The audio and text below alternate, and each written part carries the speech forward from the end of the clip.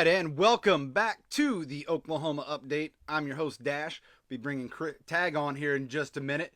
But before we get into today's show, make sure you hit that like and subscribe button. Let us know how we're doing on our content. Appreciate everybody that's been watching so far. We're up to 360 subscribers. We're trying to get more out there, so let us know how we're doing. This week, we had a lot. We just had the National Signing Day this past Wednesday. Lots of information coming out about that, as well as surprising where we ended up being ranked nationally after the fiasco that was just a little bit over a month ago. So we'll be talking a little bit about that as well. So hope everybody has had a wonderful, wonderful week. We'll be going into live here in just a moment. Lots going on with OU football. I can tell you this. I was very, very, very shocked at how we ended up being ranked 8th nationally. We talked about, hell, even over a month ago, we didn't even know who our coach was going to be at the time. And everybody at the time seemed to be jumping ship and leaving for other schools or whatever the case may be. And I'll be honest with you, I didn't know what the outcome or the status of what OU football would be at that time. So, again, happy to be where we are, but man, we still have a long way to go.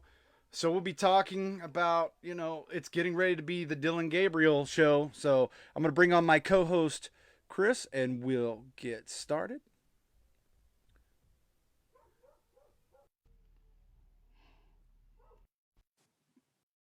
All right. And again, I hope everybody's having a wonderful weekend. If you're here in Oklahoma, we just had a wonderful, wonderful snow storm, the blizzard of 2022, if you will. So, all right. Hey, and welcome to the OU show. I am your host, Dash. This is Tag. And we'll be talking again, just like I said, talking about a surprise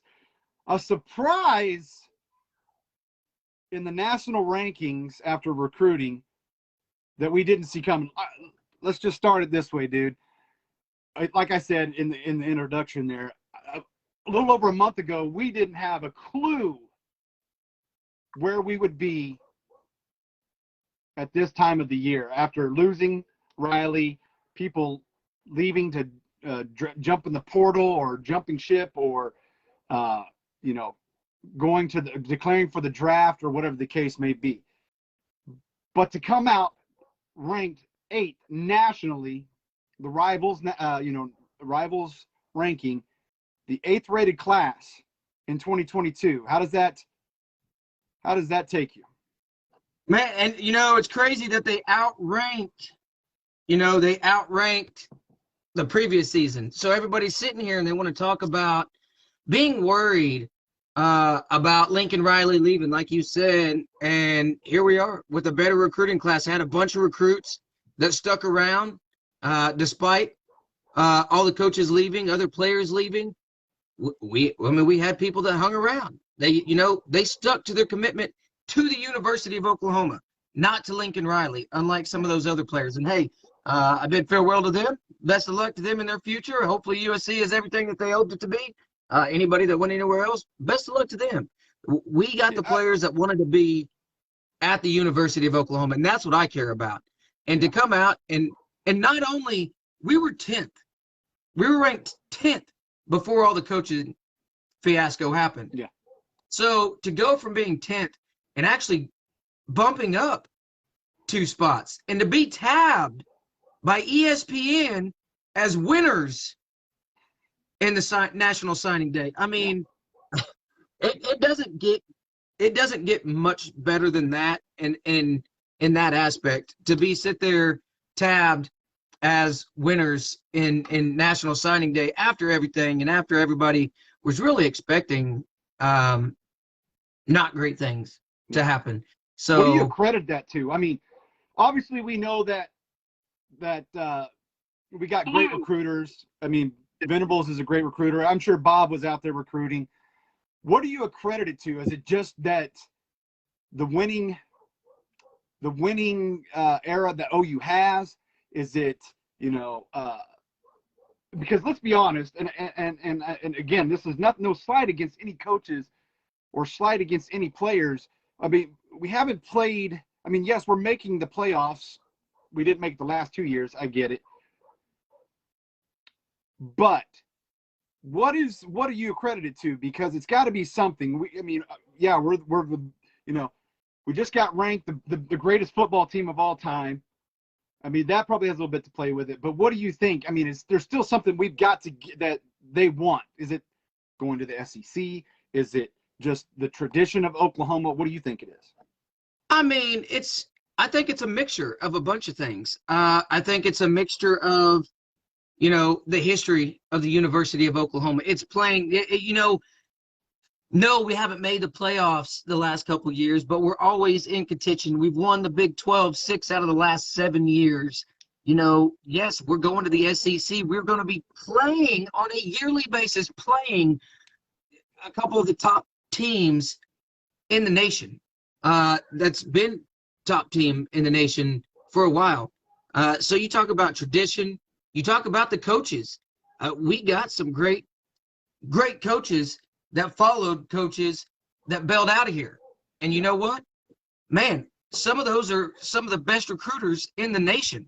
So we almost stepped up, honestly. I mean, yeah, are we going to miss possibly miss out on the firepower that was Lincoln Riley's offense? Maybe. But let's go back to national championships. When we won that national championship in 2000, that wasn't on offense. That wasn't on a high-powered offense. That was on a defensive team. I've said this many of our shows. We need the defense. Yeah. I would much prefer a defense that keeps us in games and an offense that just does their part.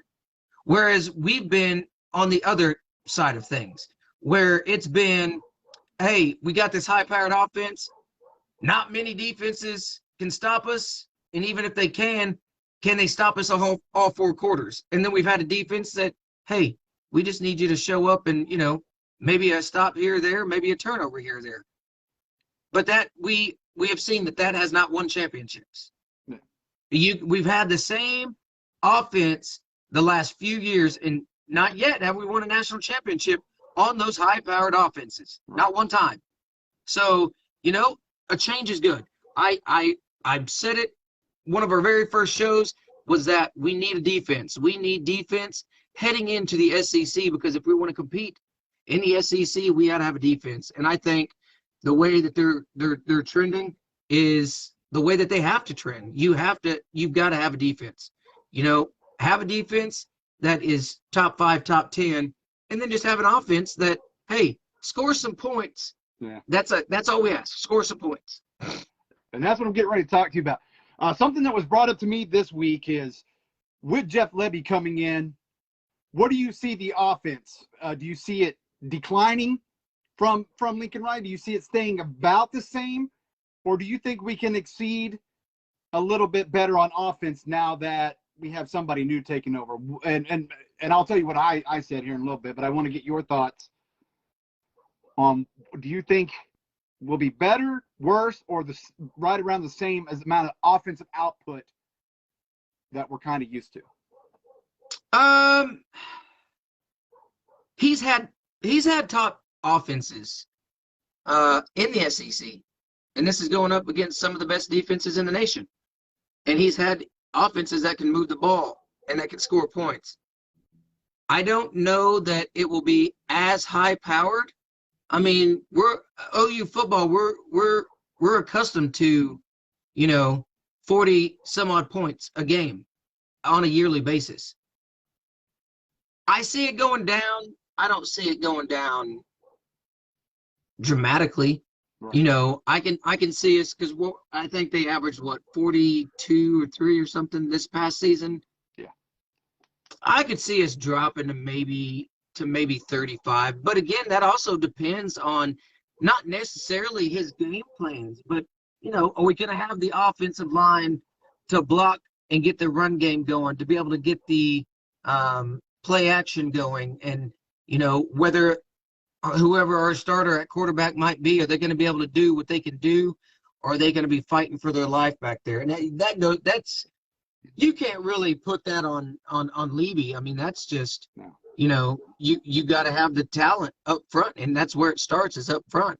I think that OU keeping beaten ball, bringing in a new strength coach, I think that's gonna, we got our offensive line, and I don't think that'll decline.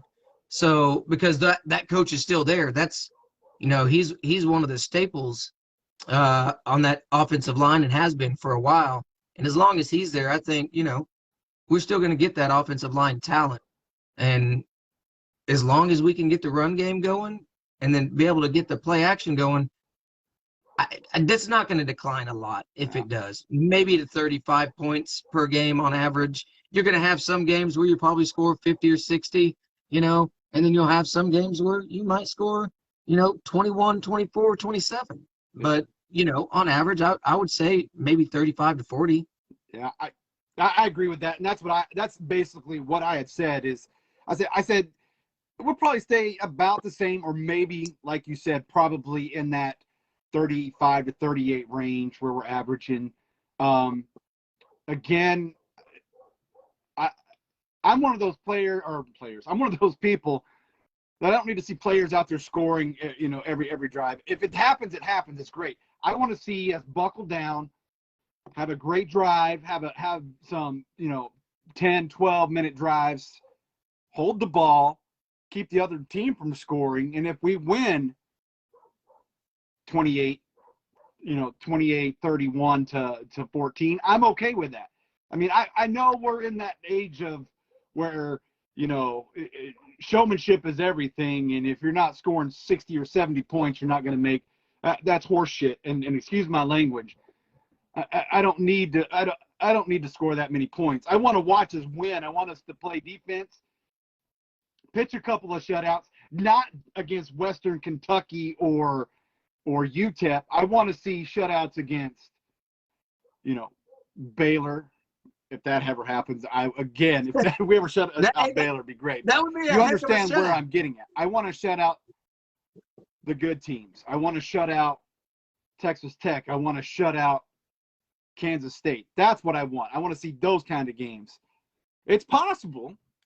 It's definitely possible with what we've got coming in. But yeah, I think we maintain that probably 38.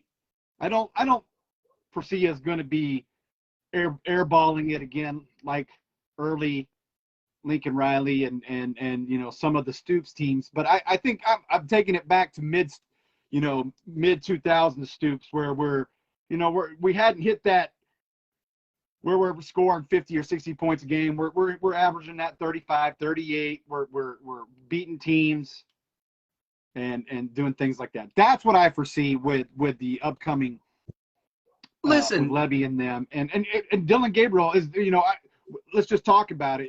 It's his era. It's his time to shine. We know he's going to, well, at least according to Jeff Lebby this week when the question was asked, who's starting at quarterback, Gabriel or Evers, he said Gabriel is our guy until something changes, basically. So that being said, and I mean, I think we kind of figured that as soon as we saw the writing on the wall that Gabriel was coming in, we kind of figured that this was probably going to be his team, unless obviously injury or something comes up. Do you think they would make, because of where we are, do you think they would make a midseason change per se? Is that the type of coach Venables and Lebby are, or would they stick with what they got going in? Listen, first off, I know Lebby says Gabriel's our guy. And I agree. As of right now, the way you see it, Dillon Gabriel is QB1. And I'm okay with that. However, I don't put it past, man, Evers, it's going to be a battle. I think that he will, he'll attempt to say, hey, I want that spot. Now, I think that they have good enough coaches in place that they're going to say, listen, man, you're putting in the work. We know you want that spot, but listen, sit behind a veteran QB. He's been in the league 3 years. Granted, he lost pretty much 3/4 of a season this past year, but there's coaches that are in place. Nobody comes to college like, I want to sit on the bench, but you've got to have that coaches, the coaches in your ears saying, listen, we know you want this spot. We know that you're going to battle for this spot, and he might come out and say, listen, that's my spot. And that could change before the season. I think the only way it changes mid-season is if what we had this past year, where Dylan Gabriel's in there and he's just not looking good. He just is, throwing interceptions, not making smart plays, trying to hold on to the ball too long, not moving out of the pocket, not running like he should. Just Spencer didn't play good. And everybody saw the writing on the wall that Caleb needed to be in. And I think that's what it would take for Evers or for the coaches to have to make that change to Evers. I think Dylan Gabriel, if you really want to talk about it, has everything to lose.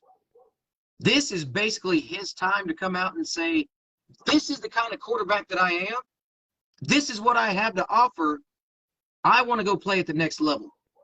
Because if he doesn't do it at the University of Oklahoma, he's not going to do it anywhere else. Yeah. He had 2 great seasons at UCF.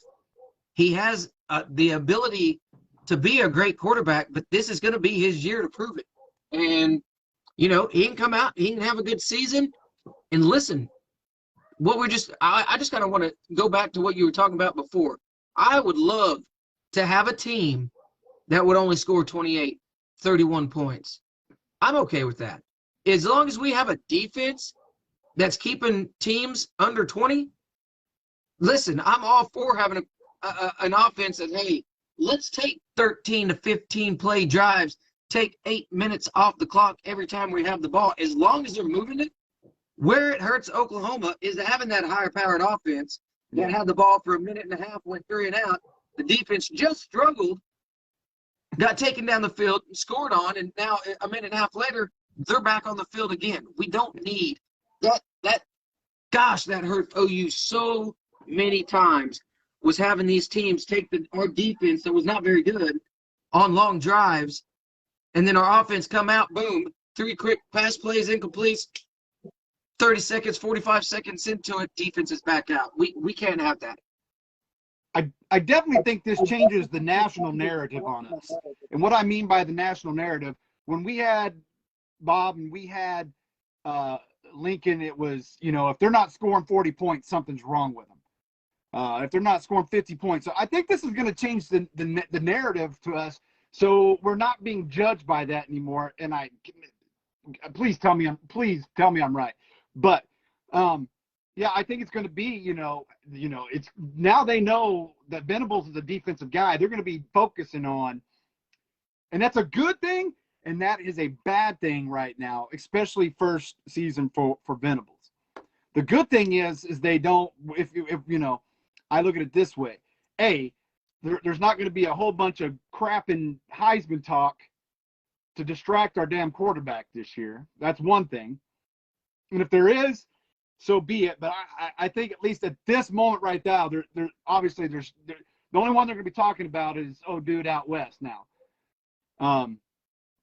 He's going to be talking to Tim. I'm not trying to be mean. I lost the train of thought for a second. Caleb Williams out there, probably going to be on there. Probably even Spencer out at South Carolina, probably going to be in the talk. I get it. I understand that. So that I'm glad. I don't want any of that pressure.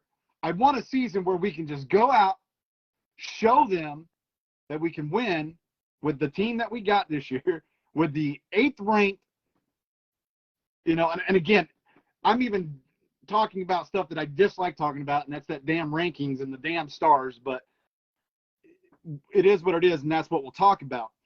But yeah, I don't want any of that, and why it's bad is because if he doesn't have a great defensive year, I can already, because I know how fans and I can already hear, he's not ready. And I'm not just talking OU fans. I'm talking national. I'm talking every other fan from every other school, because us being in the military, we have made lots of friends from all over the world and all over the United States. And we have fans from Alabama and Georgia and you name it. And they're going to come in, especially when we're talking. They're going to smack talk us and tell us that Ohio State is better. And I get it. I understand that. And that's great. I love smack talk. I love it. And I absolutely welcome it.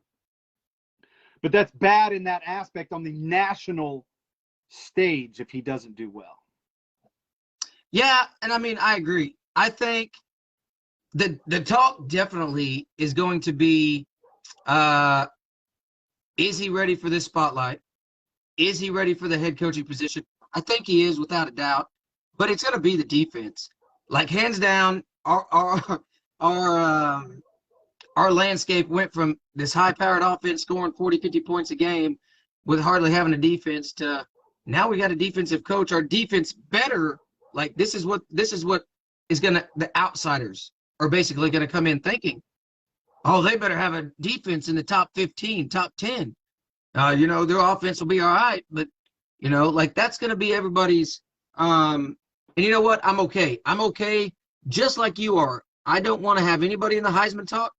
I love the fact that we're the way too early, 2022 preseason rankings.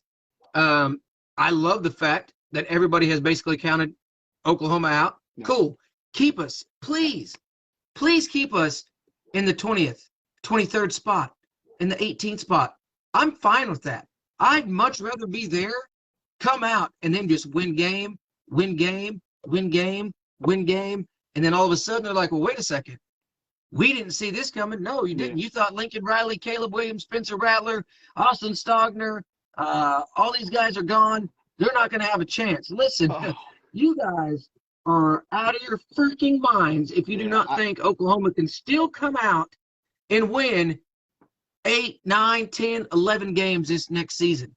And they just proved it with still being inside, not losing spots on National Signing Day, right, gaining spots and having the better class than Lincoln Riley and Alex Grinch ever did. Yeah. That's a whole nother show where we can talk about national sports writers and people who want to base their feelings on who left and not what's coming in. I get it. I mean, if you give me a way too early poll, you got way too much time on your hands. I mean, talk about something that's legitimate. I mean, it's no different than what we're doing, really. But championship game. I mean, but let's be honest. It's never too early for a way too early February 1st football poll. No. Give me a football poll, and I'm getting on a rant here, and I'm gonna get off the rant here in just a second.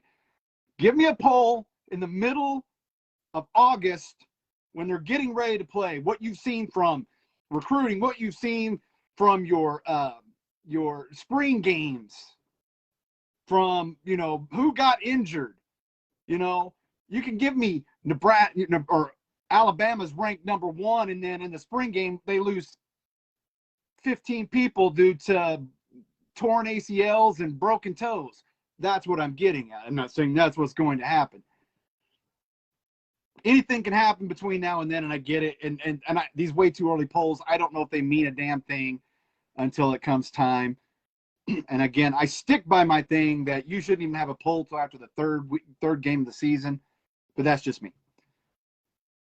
So we talked a little bit about the players. We know that probably Dylan Gabriel. We know that Nick Evers is probably going to be backing him up. Who do you see? And we're just going to talk a few of the positions this week. Lots of football still to talk about, so I don't want to go into every depth chart of every position this week, but just hitting some of the offense. We'll talk about running back. I've got Gray and Majors, and we know that we got Sawchuk and Barnes coming in from the 2022 signees.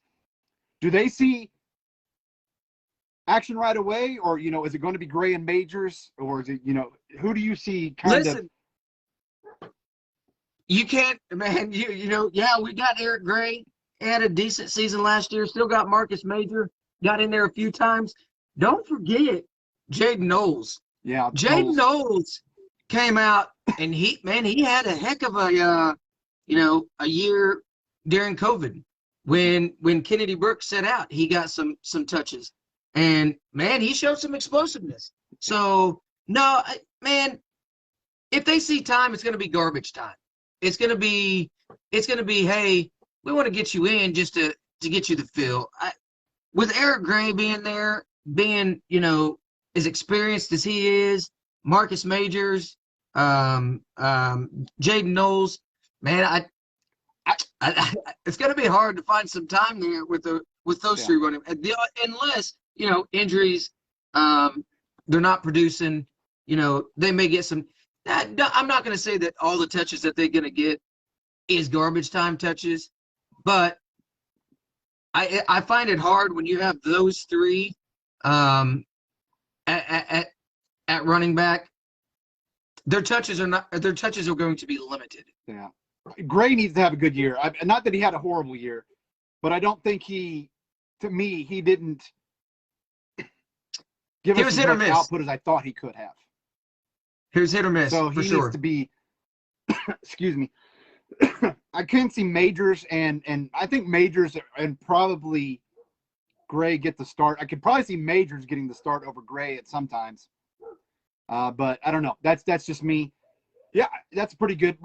And I was just curious. I know they'll probably see limited playing time, but I can't wait for the spring game to actually see them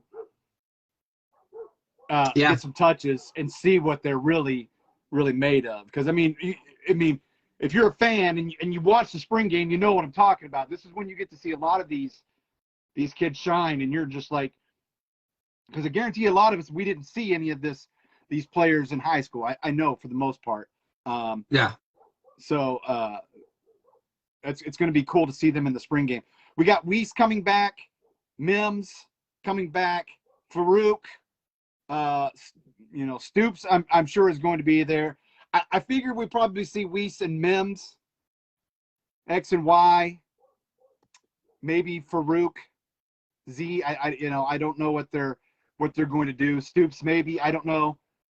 So I think, and we got a lot of receivers coming in. So for the most part, we'll see how they do. I think with what we've got, just returning and staying is not a horrible class of receivers. Is it going to be the best receivers we've ever had?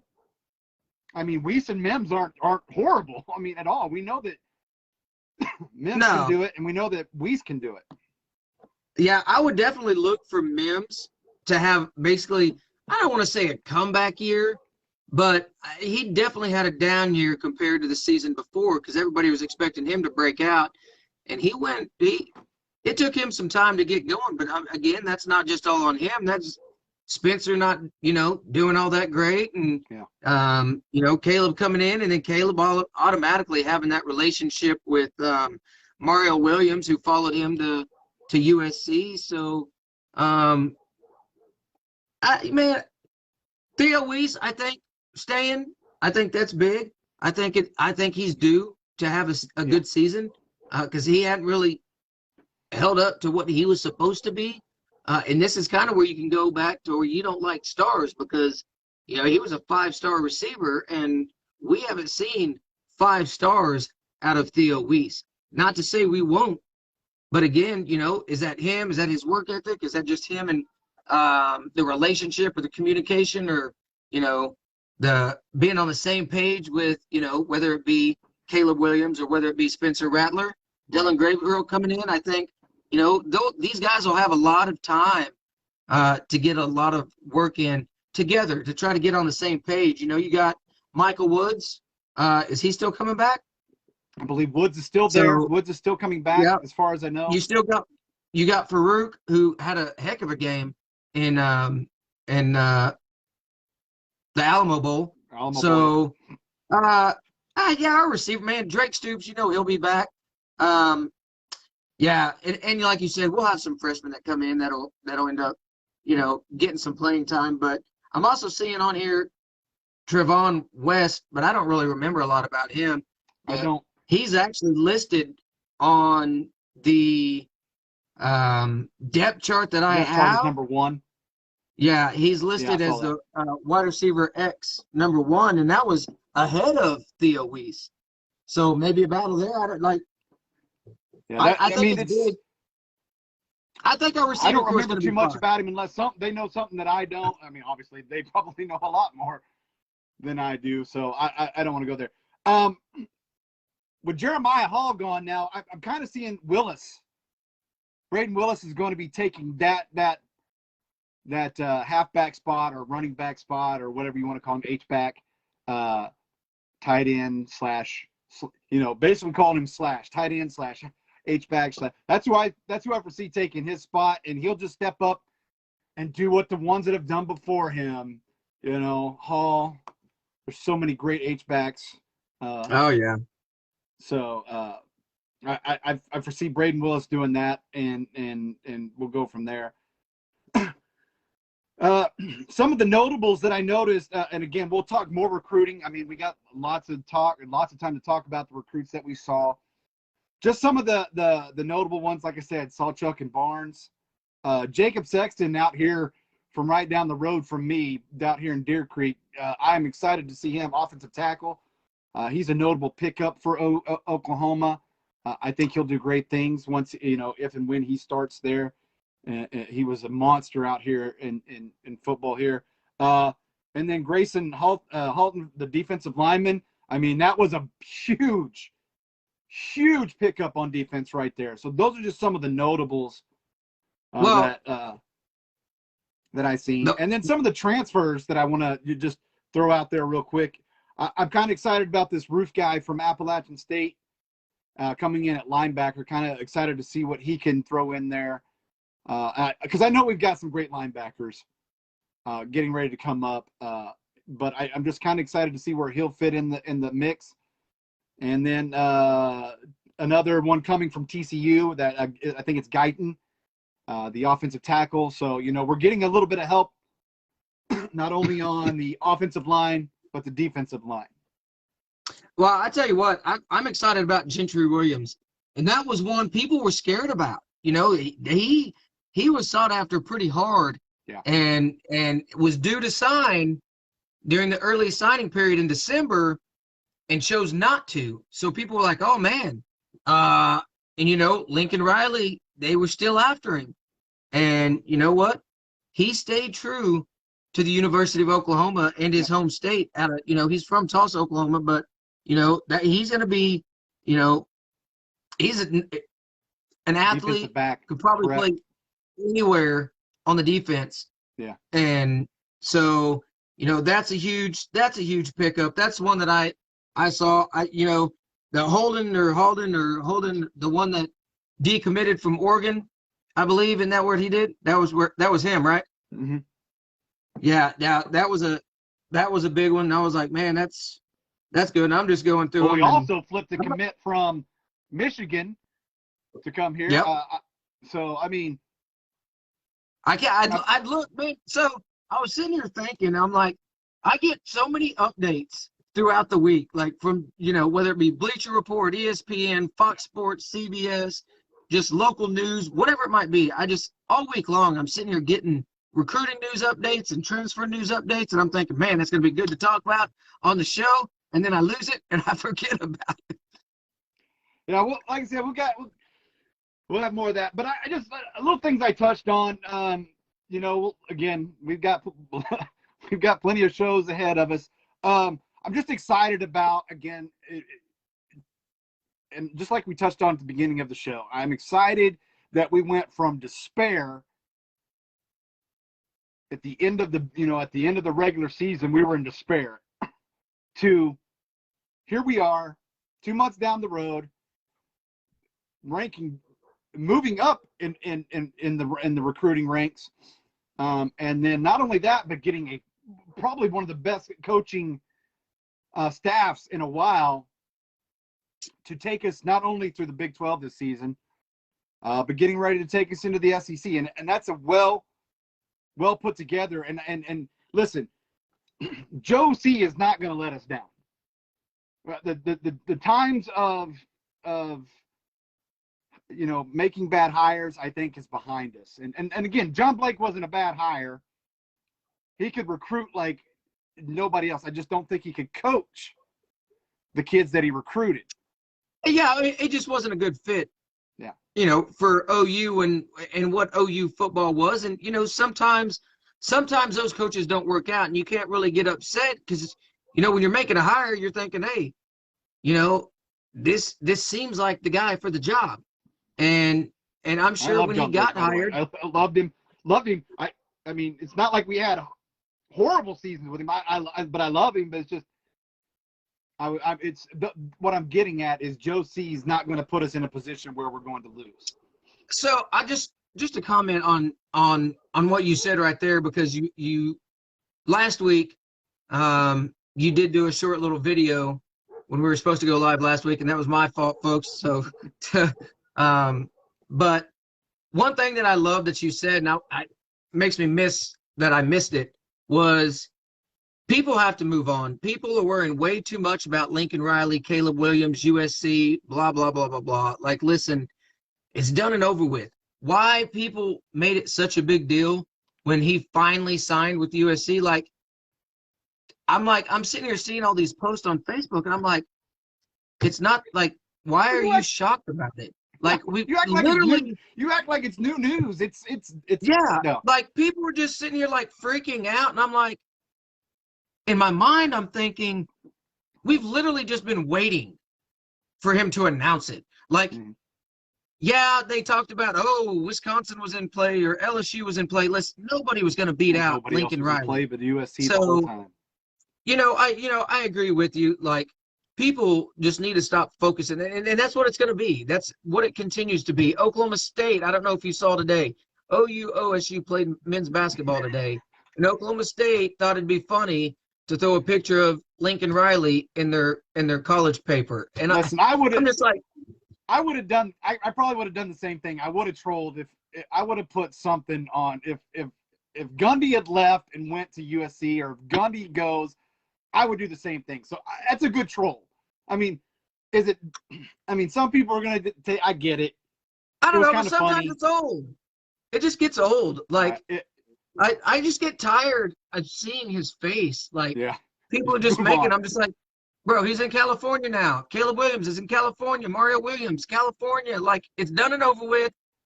Let them go do their thing. What people really just need to focus on is, like you said, OU football.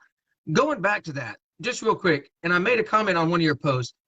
I don't foresee Lincoln Riley, and especially Caleb Williams, being there longer than a year. Caleb Williams, 100%, this will be his only year at USC. The only way that it is not is if he gets injured and doesn't play the whole season. If he plays an entire full season, he will be in the NFL draft in 2023. I strongly believe that in 2023, you will see Lincoln Riley on an NFL football team sideline. Yeah, I agree. I think the same thing. And while we're talking, and I'm not trying to, again, I'm not going to, one of the things was he wanted to be NFL ready. Ladies and gentlemen, I want to point out to you that in the last week of NFL playoffs and the NFL Super Bowl that is coming up, there's more OU players on both teams than there are from any other school. So just take that into consideration when you're thinking about OU's not going to get you NFL ready. There's more OU players on these two teams. There were more OU players on those four teams: the Rams, the Niners, the Bengals, and the Chiefs. Just let that sink in. OU can get you NFL ready. Folks, if you're out there listening, your sons want to go play at OU, OU can get you NFL ready. And that's where I'll leave that. And it's not just one coach. It's not one coach that left that is going to get him NFL ready. They have plenty of coaches that are in place that are going to get you NFL ready. So yeah, I agree 100%. Get over it, move on. Let Lincoln Riley and Caleb Williams and all those guys, let them do their thing. If they left the University of Oklahoma, best wishes. We don't want you here anyway. Bye. I will piggyback on what God, what was his name who made that comment? They were talking about coaches in the beginning or in the middle of the season. Now they're following them to another team. I can't think of what his name is. Mario Williams. No. This is one of the OU linebackers. Oh, Nick Bonito. Nick Bonito. Yeah, Yes, Nick Bonito came out and Calling called him out clown. Mario Williams. Yep, because they want to. Apparently, it was bad mouthing the coaches in the middle of the season, and then followed them all to freaking. That's you know what? So be it. We don't need you. You know what? I will take 100% take who stayed, who committed, and who's transferring because they all want to be here. Those that left didn't want to be here. Good riddance. Hopefully you do well in your future endeavors. That's all I can say. All right, ladies and gentlemen, that was our show for this week. We talked a lot. Well, I mean, we still got a lot more recruiting to talk about. We'll get more in depth on depth charts from what we see. Spring game was not really that far away. So It's around the corner. Again, lots more OU football to talk about. Stay with us. Keep checking in. Make sure you hit that like and subscribe button and let us know how we're doing. Again, I welcome trash talk. Just leave my wife and my kids out of it. I had to ban a couple of people from one of the last videos because they want to talk about my wife. But I appreciate, she loves me. I love my wife too. So thank you for coming out. We'll see you next week for the OU show. I'm Dash. That's Tag. Boomer Sooner. Hell yeah. Boomer Sooner. Okay.